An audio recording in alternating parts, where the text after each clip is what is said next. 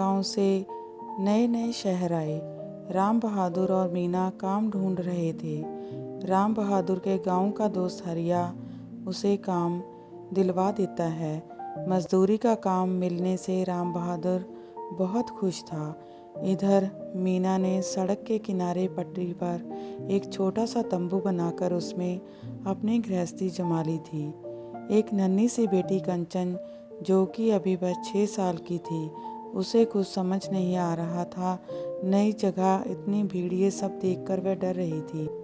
मीना ने कंचन को अपनी गोद में बिठाया और कहा, बेटा डरो नहीं, हम शहर में आए हैं, यहाँ बहुत पैसा कमाएंगे, तुझे अच्छे से पढ़ाएंगे। ये सुनकर कंचन ने पूछा, माँ हमारा गांव में इतना बड़ा मकान था, उसे छोड़कर यहाँ छोटे से पन्नी के मकान में क्यों आ गए?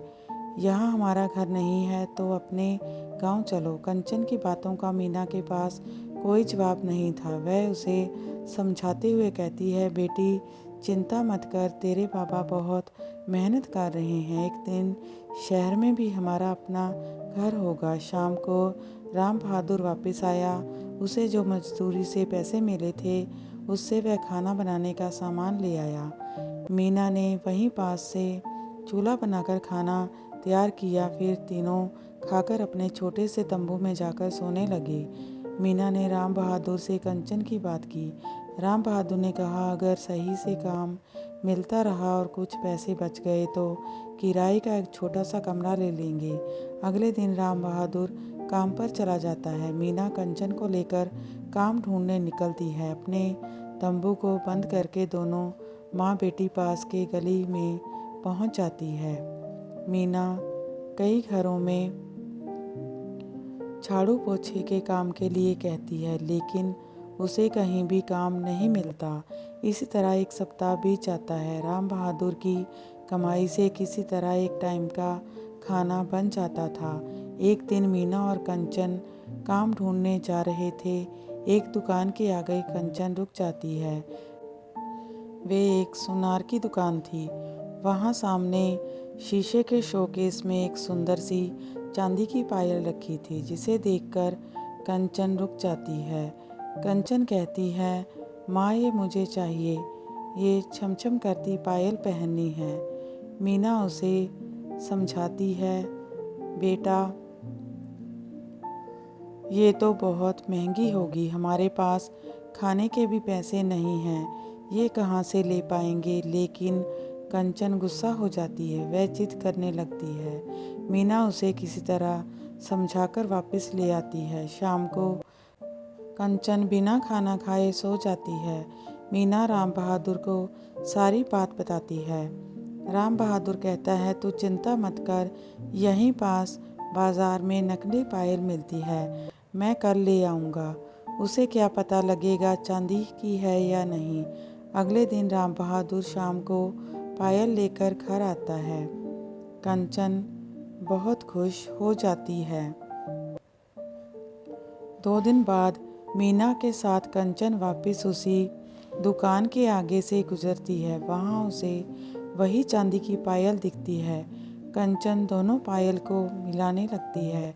उस चांदी की पायल के सामने अपनी पायल उसे फीकी नजर आती है। कंचन अपनी माँ से कहती है, माँ तुमने मुझे नकली पायल लाकर दी, असली देखो कितनी चमक रही है। मीना ने समझाया, बेटी ये पुरानी हो गई है, वो नई है, इसलिए ऐसा लग रहा है। लेकिन कंचन को मीना की बात पर विश्वास नहीं होता। वह फिर से गुस्सा होकर घर आ जाती है। शाम के समय राम बहादुर घर वापस आता है।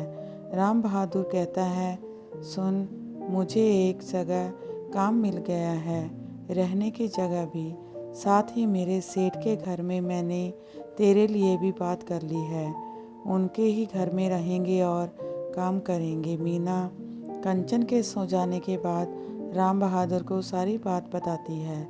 राम बहादुर कहता है, चल देखते हैं, पहले ये काम तो हो जाए। अगले दिन तीनों सेठ के घर पहुंच जाते हैं।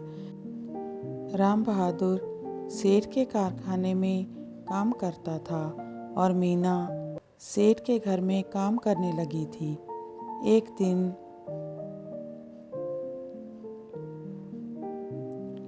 कंचन बाहर बरामदे में बैठी थी। मीना झाड़ू पोछा लगा रही थी। तभी सेठ जी की बेटी वहाँ आई। कंचन ने देखा, उसने वही चांदी की पायल पहन रखी थी। उसे देखकर कंचन जोर जोर से रोने लगी। कंचन का रोना सुनकर मीना दौड़कर उसके पास आई।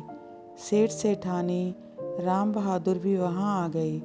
मीना ने कंचन को किसी तरह चुप कराया। फिर रोने का कारण पूछा तो कंचन ने कहा, इसने वो पायल पहन ली जिसे मैंने दुकान में देखा था।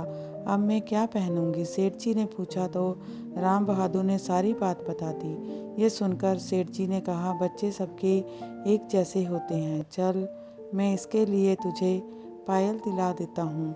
थोड़े थोड़े पैसे मजदूरी में से कटवा लेना। शाम को वापस आते समय सेठ जी ने कंचन के लिए पायल खरीद ली। राम बहादुर ने कंचन को पायल दी तो वह खुश हो गई। अगले 7 महीने तक मीना और राम बहादुर अपनी मजदूरी में से थोड़े थोड़े पैसे कटवाते रहे।